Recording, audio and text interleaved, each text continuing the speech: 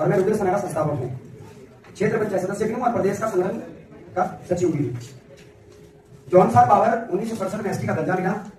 उसके बाद table commission आया, पन्नालाल सेटलमेंट एक्ट आया, वाजिबुल हज आया, दस्तूरुल अमल आया। 1983 में होता क्या है वीडियो साहब, ये राजस्व विभाग से संबंधित मामला है और मैडम के पास पीओनी भी है और कालसी भी है। इनके द्वारा जो है रिकॉर्ड किया गया राजस्व विभाग के द्वारा जॉन साहब बाबर के जनजाति क्षेत्र के लोगों के साथ। राजस्व विभाग ने हमारी जो जमीन थी, सरकारी जमीन, वो मुस्लिम वनगुजरों को दे दी और पट्टे दे दिए सर फ्री में। हमारे क्षेत्र के लोगों का पट्टे नहीं, सर 700 से अधिक बीघा जमीन जो है फ्री ऑफ कॉस्ट इनको दे दी। जो बाहर से नीचे घूमतू वन गुजर आते थे उनके नाम ले ली सर। और उसके बाद 3 साल से हम लगातार त्रिवेणी क्षेत्र में संघर्षरत है, कालसी क्षेत्र में संघर्षरत है और वो पट्टे दे दिए गए। पट्टे के बाद मैंने माननीय मुख्यमंत्री जी से जांच रिपोर्ट मांगी और जांच रिपोर्ट मांगने के बाद जो है जांच बनाई, जिसमें स्वयं तहसीलदार महोदया, एसडीएम त्यूनी और जिला शासकीय अधिवक्ता थे। सबसे लेके अब तक वो जांच रिपोर्ट का ये नहीं चला पता कि कहां बस्ते में डाला। महोदया का ध्यान आपदा की फाइलों में या फिर उस क्षेत्र की चीजों में रहता है, लेकिन जो चीज इंपॉर्टेंट है उसमें नहीं रहता। मैंने मैडम को कई बार फोन किया, मैडम फोन नहीं उठाती। मैंने कई बार बोला कि हमें ये तो बता दीजिए कि मैं कालसी से चक्राता क्यों नहीं आऊंगा, तो इतना तेल कैसे लगेंगे सर, हमारा खर्च कैसे। तो दूसरी बात यह हुई कि राजस्व विभाग ने बड़ा एक गेम करके कोटी कॉलोनी क्षेत्र में स्थायी निवास दे दिया सर, जाति प्रमाण पत्र दे दिए सर, सारे दस्तावेज उनके तैयार कर दिए, जिसमें कि खंड जो विकास अधिकारी कालसी है, ब्लॉक कालसी है, उनकी मिलीभगत से पूरे को पूरे कागजात तैयार हो गए और हमारे उत्तराखंड की डेमोग्राफी और कालसी की डेमोग्राफी बदलने लग गई। वहां पे क्या हुआ, 14 लोगों ने कोटी कॉलोनी में सर पूरे कागजात बना लिए और ताजु मानेंगे ये खुलासा है सर। जॉन साहब बाबर के लोगों से भी मैं निवेदन करता हूँ इस वीडियो को ज्यादा से ज्यादा देखें कि हुआ ऐसे कि हमारे दस्तावेज नहीं बन रहे, कभी रिजेक्ट कैसे कभी कैसे, और इनके स्थायी निवास तक एक दिन में बन जाते हैं। सर कोटी कॉलोनी से वो लोग जा चुके हैं, कालसी में जांच रिपोर्ट है, तहसीलदार महोदया के टेबल पे है।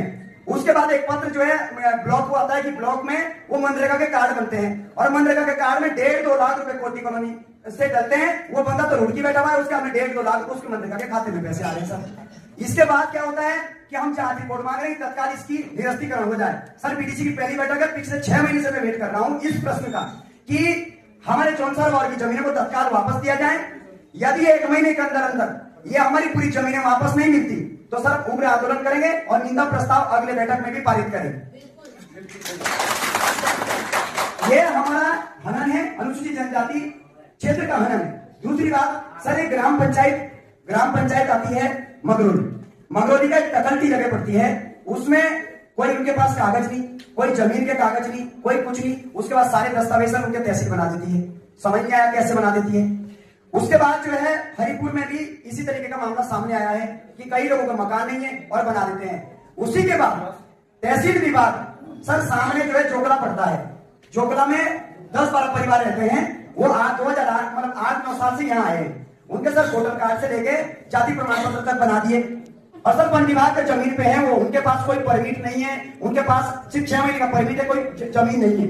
और आप यकीन नहीं करोगे, इस बार वोटरों के आधार पर 28-30 वोटर थे, तो सुनने में जनप्रतिनिधि आया कि 28-30 वोटरों के 8 लाख रुपए जो है कमीशन के तौर पे वोटिंग के टाइम पे लिए गए हैं जनप्रतिनिधियों से। तो हमारे क्षेत्र को ब्लैकमेलिंग किया जा रहा है, वोटर चढ़ा के उसके बाद चुनाव के टाइम पे ऐसे पैसे खाए जा रहे हैं। तो सर मैं एक निवेदन करता हूं माननीय अध्यक्षा जी कि जितने भी क्षेत्र में जो ये वो है, मैडम सबसे पहले तो एक जो हमारी जांच रिपोर्ट है वो सार्वजनिक की जाए और पट्टों को तत्काल निरस्त करें, और दूसरा जो ये कागजात है ये तत्काल प्रभाव से निरस्त करके इनको सबको बाहर बताया जाए, क्योंकि हमारे क्षेत्र की डेमोग्राफी चेंज हो रही है और जिसका जिम्मेदार सिर्फ राजस्व विभाग और कालसी का ब्लॉक है। मैं निवेदन करता हूं कि इस पे गौर किया जाए। जो आपने चुनी का मैटर उठाया है उसमें कमेटी ने अपनी जांच रिपोर्ट डीएम सर को दे दी थी और डीएम सर के उसमें निर्देश जो जारी रहे हम लोगों को, उसमें वो शायद आपके संज्ञान में होगा, नहीं होगा तो आप ले सकते हैं हमसे। जो रिपोर्ट है हमारी जिले से आएगी, उसमें 2 लोगों पर तो मुझे लग रहा है एसडीएम साहब की कोर्ट में चल भी रहा है उल्लंघन का मैटर। अब जो आप कह रहे हैं वो एक्चुअली क्या है कि बंदोबस्त से पहले से ही उन लोगों के वहाँ पे नाम चले आ रहे थे, तो और जिनको पट्टे दिए हैं वो किसी विधिक कार्रवाई के तहत ही पट्टे दिए गए हैं, तो विधिक रूप से ही उनको क्या करना, एडीजीसी को उसमें डायरेक्शन। मैडम ऐसा है, एक व्यक्ति का कोर्ट में 232B का नोटिस दे सकते हैं या कोर्ट हम लोग केस डाल सकते हैं। ये क्षेत्र विशेष का मामला है, किसी व्यक्ति विशेष का मामला नहीं है। आप लोगों के द्वारा एसटी की जमीन कैसे दी गई वो तो मैं आपको उसके लिए तो कोई दिक्कत नहीं है। लेकिन फिलहाल यदि आप अपने स्तर से कर सकते हैं, जैसे आपने हमारी जमीन दी है, बाइज्जत हमने वैसे ही वापस दे दी है जमीन। हमें नहीं पता कि बंदोबस्त अधिनियम क्या है। बंदोबस्त अधिनियम 1983 क्या कहता है? एक मिनट मैं बताता हूं आपको। मैं जो बात कहूंगा ऑथेंटिकेट कहूंगा, वीडियो में रिकॉर्ड हो रही है। मैं आपको कह रहा हूं बंदोबस्त अधिनियम 1983 क्या कहता है कि एक पट्टी एक खत की जमीन दूसरे खत के व्यक्ति के नाम नहीं हो सकती। मतलब जैसे मैं पंजियाओं का व्यक्ति हूं तो मेरी जमीन खत सिटी के नाम नहीं हो सकती, तो चाहे वो कब काबिज भी हो। तो सर जो मैडम जो सहारनपुर से आए हुए लोग हैं, बाहर के आए हुए लोग हैं, हमारे 64 और की जमीन कैसे कर रहे हो? और मैं कोर्ट कर रहा हूं आपको, मैं आपको वाजिब उल अर्ज का जो ये नियम है, ये 1983 का मैं कोट कर रहा हूं कि इसके माध्यम से आपने गलत तरीके से जमीन दी है। कोई खान पटवारी था, कोई खान क्या नाम उसका, खान पटवारी, उसके द्वारा जो है सिर्फ इस इंटेंशन से जमीन दी गई कि मुस्लिमों का यहाँ भला होगा, यहाँ की डेमोग्राफी चेंज होगी और ये जमीन उनको दी जाए। मैं निवेदन कर रहा हूं, फिर भी कोई कागजात चाहिए तहसील विभाग को, मैं खड़ा हूं। मैं पश्चिम बंगाल के नेशनल लाइब्रेरी से कागजात निकाल के लाया हूं और यहाँ से पर्सनल खर्चे में वहां तक गया हूं, और उसके बावजूद ये आप सपोर्ट नहीं करते। मैं 50 बार कह चुका हूं कि इस पे जांच बिठाइए, हमारी जमीन वापस दीजिए। 700 बीघा जमीन है, कोई मजाक बात नहीं है। मैं चाहता हूं कि वो जमीन अपने चौंसर गांव के करीब लोगों को दी जाए और इन लोगों को भाग दिया जाए। उसमें आप कमेटी की विस्तृत रिपोर्ट है, डीएम साहब के जो डायरेक्टर है उसकी कॉपी आप कभी भी हमारे ऑफिस से ले सकते हैं। उस बारे में मैं यहाँ पे चर्चा नहीं करूंगी, कुछ मुख्य अधिकारी को निर्देश जारी है, अलग अलग बिंदु पर अलग अलग निर्देश जारी है, क्या कार्रवाई करनी है आप उसमें ले सकते हैं। जो भी होगी विधिक कार्रवाई के तहत कार्रवाई। मैडम मैं शिकायत करता था, आपने मुझे भेजी क्यों नहीं? आपको तो मुझे जांच रिपोर्ट आपने क्यों नहीं भेजी मुझे? इसमें कमेटी कमेटी के अध्यक्ष साहब थे, लेकिन स्वतंत्र सदस्य मैम जस्ट लिसन मी। मैं स्वतंत्र सदस्य के रूप में उस कमेटी में था जो कि शिकायत करता हूं। मैंने डीएम को भी बुलाया है, मुझे अभी तक पूरी जांच रिपोर्ट नहीं मिली है और नहीं दे भी सकते हैं। मुझे सम्मान के साथ उस रिपोर्ट को भेजिए। आप लोक सेवक हैं, मैं एक जनप्रतिनिधि हूँ, मुझे आप भेजिए जांच रिपोर्ट। जहाँ तक आप प्रमाण पत्रों की बात कर रहे हैं, आप व्यक्तिगत कोई ऐसा प्रमाण पत्र पर्टिकुलर बना हुआ है अगर तो आप मेरे को भेज सकते हैं, हम उसमें जांच करवा देंगे, क्योंकि प्रमाण पत्र बनते हैं तो मैडम जो प्रमाण पत्र है पॉइंट टू पॉइंट बात करेंगे। वो प्रमाण पत्र कोर्ट के प्रमाण पत्र पूरी जांच रिपोर्ट की है, अभी तक वो कैंसिल नहीं हुई। मैडम आप कैसे करें कि आपके टेबल पे फाइल आपके संज्ञान में नहीं, एसडीएम के संज्ञान में और नायब तहसीलदार के संज्ञान में, आपके संज्ञान में नहीं। मैडम पिछले 1 वर्ष से आपके टेबल पे हैं। I am not talking about your name, I am talking about your position ma'am. मैं ये पूछ रहा हूं कि तहसीलदार के टेबल पे मेरी फाइल गई हुई है, अभी तक उसमें निरस्तीकरण की कोई कार्रवाई नहीं हुई है, तत्काल निरस्तीकरण की कार्रवाई। मैं वीडियो साहब आपसे भी निवेदन कर रहा हूं कि वो आपको लेटर दिया गया है तहसील से, उस पर एक बार जांच करें और उसको वापस भेजें कि वो लोग वहां नहीं रह रहे हैं। मैडम आप बताइए क्या मैडम क्या बिना जमीन के आप इस निवास बनाते हैं?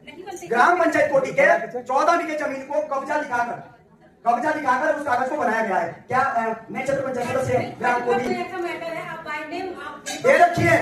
2 साल से आपके टेबल पे मुझे देने की आवश्यकता नहीं है। आप 2 साल की बात करें, मेरे संज्ञान में नहीं है, आप थोड़ा मेरे संज्ञान में, मैंने संज्ञान में डाल दिया है, फिर कृपया जांच करें। नाम दे दीजिए, नाम दे दिया है। मैं आपको कह रहा हूँ मुझे आप इंडिकेट ना करें, मैं आपका नौकरी में, मैं एक जनप्रतिनिधि हूँ। प्लीज डीडीओ साहब मैं एक जनप्रतिनिधि हूँ, मुझे ऑर्डर नहीं दे सकते,